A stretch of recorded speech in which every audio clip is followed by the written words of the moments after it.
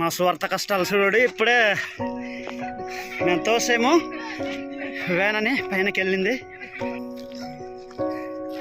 అక్కడ కనిపిస్తుంది కదా, ఆ రోడ్ నుంచి అలాగే తిరిగి పెద్ద లోయ దాటి ఇలా పైనకి వచ్చాము. చాలా పెద్ద ఘాటి ఎక్కి వస్తున్నాం. భయంకరమైన లోయలు, భయంకరమైన కొండలు. సువార్తకి బయలుదేరిన ఒక బేచి లోయలో నుంచి దాటుకుంటూ వస్తూ ఉన్నారు. సువార్త యాత్రికులు ఎక్కుతున్నాం. ఇదిగో కింద గ్రామాలు కనిపిస్తున్నాయి కదా, ఆ గ్రామాలు దాటుకుంటూ వస్తున్నాము.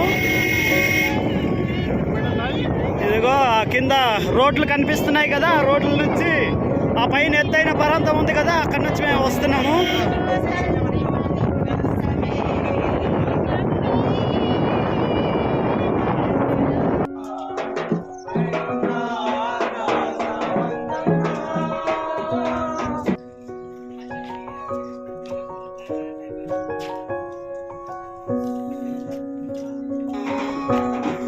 సరే పదండి పదండి అంతే.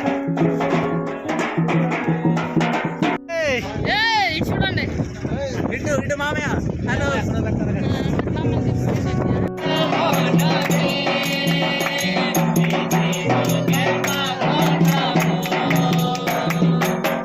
యేసు క్రీస్తు మారో నమ్మి సరదా హే మార్ లకపురు హజలి ఆడినై ఈడోయి పూర్తి బతుకు హియతసి ఏవసి జన్న హియతసి ఏవసి ఈడోయి పూరు మారో ఇస్తే సరే మారు ఎవరితోనే హజ్జిదే హే అయితే ఏవడే మరి ఉన్నా సరే ఏవడే మరి నమ్మా సరే ఏవసి మన కీర్తి దేశత మరి హల్లానా ఓడే మరి హిచ్చుకులైతే అన్నయ్య కాబట్టి హిచ్చుకులైతే హజలి మరో గుణం మాపురు నమ్మిన జా మరో లకపురు హన్నో బర్రజా తరిస్కే మీరు కొడపదు మరి ತಂಗಿಸ್ಕತ್ತರಿ మరి కచ్చతరి ఇచ్చతరి బర్రజా తరిస్కే మాపురు కత్త వెంజహ మరి లకపురు హజ హన్నో.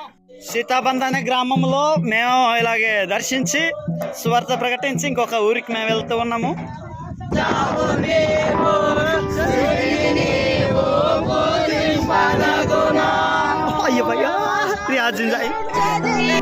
ఇది రాగి జావా. మేము నేలబందకి వచ్చాము. మరి రాగి జావ తాగడానికి మరి సిద్ధపడుతున్నారు. సువార్తకు బయలుదేరిన బేచ్ ఇది. మా దారిలో ఉంది చూడి. ఎవరు దర్శించని కొత్త ప్రాంతంలో మేము వెళ్ళబోతున్నాం. ఇది ఎప్పుడో చాలా పురాతనమైన మార్గం. ఇది పురాతనమైన మార్గం గురించి విచారించుడి. మేలు కలిగే మార్గం ఏదని అడిగి తెలుసుకునడని బైబిల్ చెప్తూ ఉంది. కాబట్టి మేలు కలిగిన మార్గం ఏదో చెప్పడానికి ఈ దారిలో మేము వెళ్తూ ఉన్నామండి. మా కోసం ప్రార్థన చేయండి. ఇదిగో మా బాబాయ్ గారు, పాస్టర్ గారు, అది మా చెప్పు కూడా వెళ్ళిపోయింది.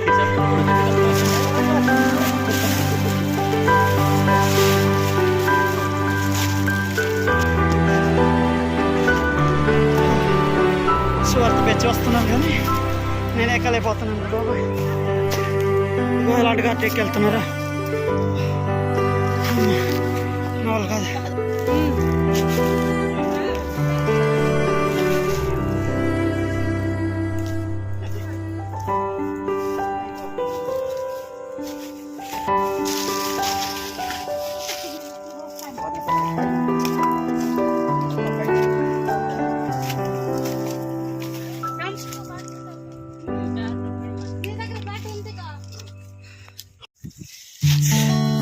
కింద నుంచి ఒక 2-3 కిలోమీటర్ల దూరంలో వస్తే చక్కగా నీటి ఊట దొరికింది మాకు.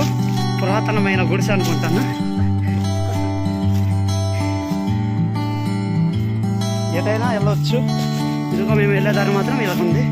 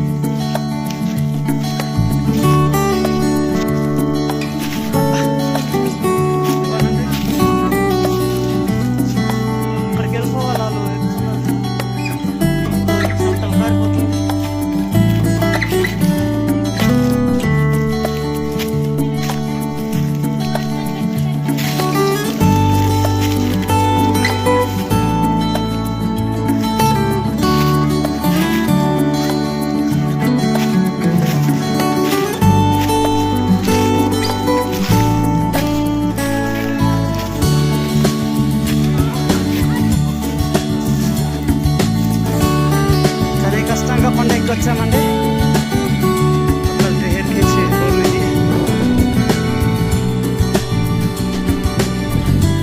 బాగానే రెస్ట్ తీసుకున్నాము. మేము మొత్తం రెస్ట్ లేదు.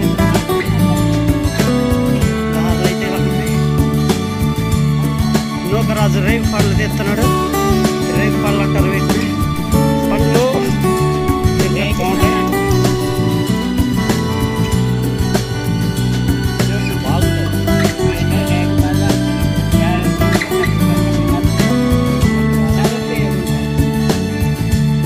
దగ్గర వచ్చేసాం. ఇంకా వచ్చు చూడండి ఇంకా ఎలాంటి పర్వతాలు ఉన్నాయో.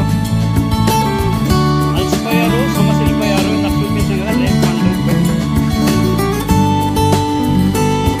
కానీ కష్టంగా ఊర్లో చేరుకున్నాం. గ్రామం పేరు బొందలపడుకు. చూస్తున్నారు కదా, ఇప్పుడు దాకా కూడా ఈ ఊరిలో కరెంట్ లేదు. స్తంభాలు కొత్తగా మధ్యలో ఎత్తుకొని వచ్చారు గ్రామంలో.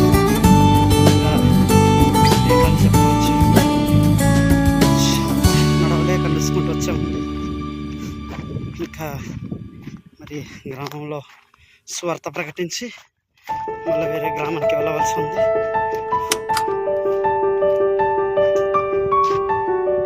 గ్రామానికి వచ్చేసాం. గ్రామానికి ఇప్పటికీ రోడ్డు అయితే లేదు. సోలార్లు వేసారండి. కరెంట్ ఇది బరజాడతారు ఏమందరికి. అన్నయ్యలు వందనాలు. ఇదిగోనండి మా ప్రాంతాన్ని ఇలా దంచుతారు.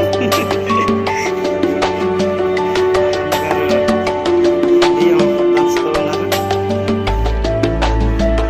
నిజంగా దేవుని కృపను బట్టి గ్రామస్తులు దేవుని తెలుసుకున్నారు. సంతోషం.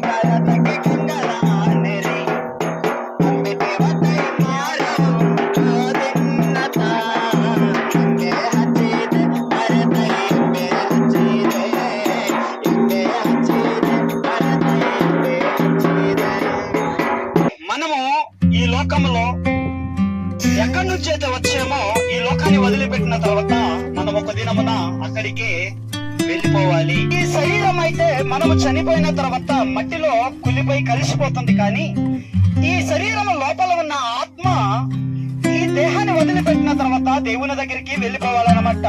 అందుకనే ఈ రోజుల్లో యేసుక్రీస్తు నమ్ముకున్న వారు ఒక సంఘముగా ఏర్పరచబడి అక్కడ యేసుక్రీస్తు ప్రభుల వారిని ఆరాధిస్తూ ఉన్నారు. ఇలా మనం ఆ రాజ్యానికి వెళ్లే మార్గము మనకు తెలిసిందనుకో ఆ అగ్నిగుండంలో నుంచి తప్పించుకుంటామన్నది దేవుని యొక్క ఉద్దేశం.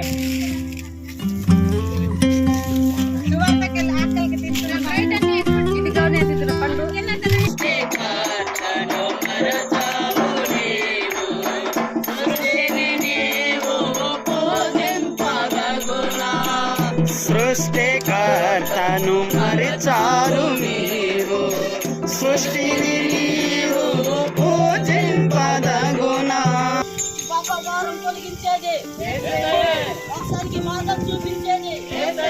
బతుకుల కష్టాలు చూడండి. బొలోరా కానీ కష్టంగా పైకి వెళ్ళిపోయింది.